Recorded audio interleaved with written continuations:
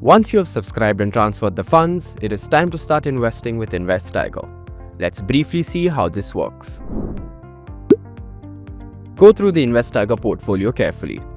You can choose a portfolio by checking its returns since inception, the number of stocks, and its risk category.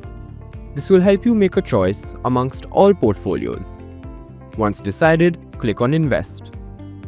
For example, in the Economic Recovery Picks portfolio, you will see the order execution page, which displays the stocks inside the portfolio, their weightage and the approximate quantity to be bought, the minimum investment amount, and your InvesTiger account balance for quick decision making. After reviewing the details, click on Execute Order.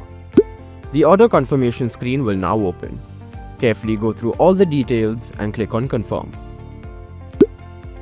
Order confirmed. The order will now be executed.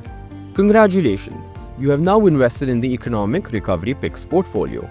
You can check your investment details in the Order and Report section. Happy investing with InvesTiger.